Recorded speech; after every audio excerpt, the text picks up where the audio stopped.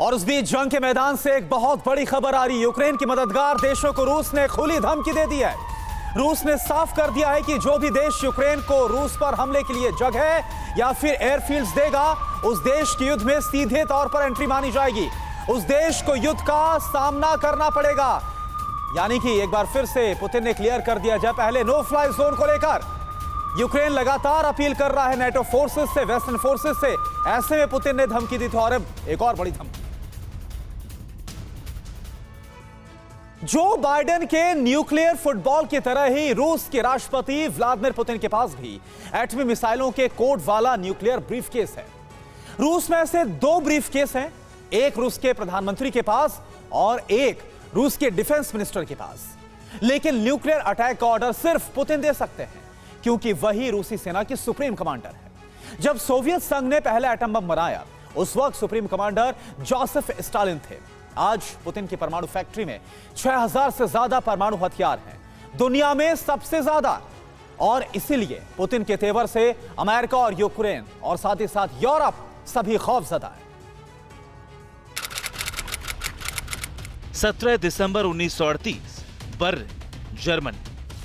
विज्ञान की दुनिया में एक चमत्कारी दिन था, भविष्य बदलने वाला था। जर्मनी के महान वैज्ञानिक ऑटो हान ने अपने सहयोगी फ्रिट्ज स्ट्रॉसमैन के साथ मिलकर न्यूक्लियर फिजन की खोज की। न्यूक्लियर फिजन यानी परमाणु विखंडन।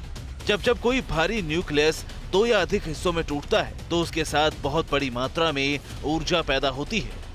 न्यूक्लियस के टूटने की इस प्रक्रिया को ही न्यूक्लियर फिजन कहते हैं।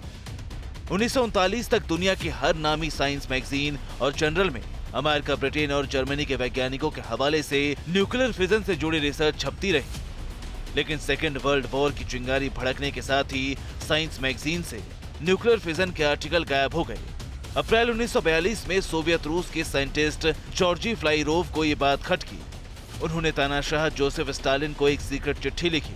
जॉर्जी फ्लाइरोव ने स्टालिन से रिक्वेस्ट की कि जल्द से जल्द रूस को न्यूक्लियर प्रोग्राम शुरू कर देना चाहिए, वरना बहुत देर हो जाएगी।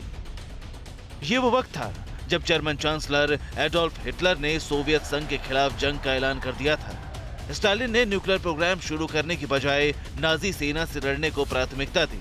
लेकिन 1943 में कुछ ऐसा हुआ कि स्टालिन को अपना स्टैंड बदलना पड़ गया। सोवियत रूस की सीक्रेट एजेंसी NKVD के हाथ ब्रिटेन की MAUD कमेटी की गुप्त फाइल लग गई। इस फाइल में एटॉमिक वेपन बनाने का ब्लूप्रिंट था। फाइल देखकर स्टालिन के होश उड़ गए। स्टालिन ने सोवियत एकेडमी ऑफ साइंसेस को सोवियत रूस का बेस्ट न्यूक्लियर साइंटिस्ट ढूंढने को कहा। तलाश इगोर कर्चातोव पर जाकर खत्म हुई। इगोर कर्चातोव दिन रात मिशन एटम बम में लगे थे। स्टालिन को यकीन था कि ब्रिटेन से पहले सोवियत संघ के पास एटम बम होगा, लेकिन यह कामयाबी किसी और मुल्क की तकदीर में लिखी थी।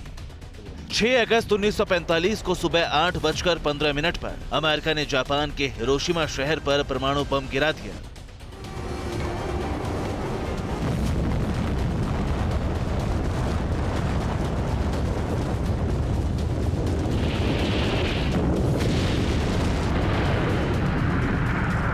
तीन दिन बाद नागासाकी पर एक और एटम बम गिराकर अमेरिका ने सेकेंड वर्ल्ड वॉर का अंजाम तय कर दिया। अमेरिका सुपर पावर बन गया, लेकिन इगोर कर्चातोव की मेहनत जारी थी।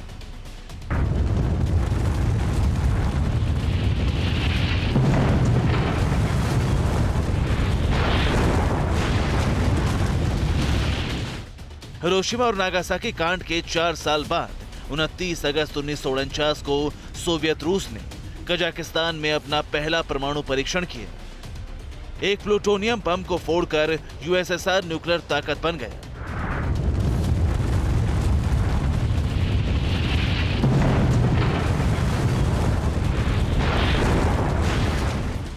उस दिन से लेकर 1991 में खंड खंड होने तक USSR ने 1715 न्यूक्लियर टेस्ट की।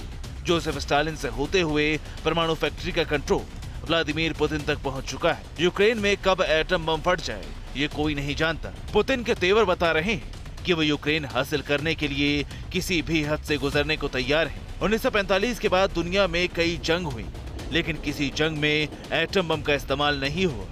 क्या पुतिन की परमाणु फैक्ट्री में 77 साल बाद दुनिया दहला देने वाला बम रेडी टू अटैक मोड में रखा है?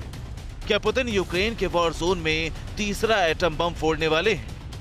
डर पूरे यूरोप को है, फिक्र पूरी दुनिया को है और न्यूक्लियर वॉर छेड़ने का रिमोट पुतिन के हाथ में है।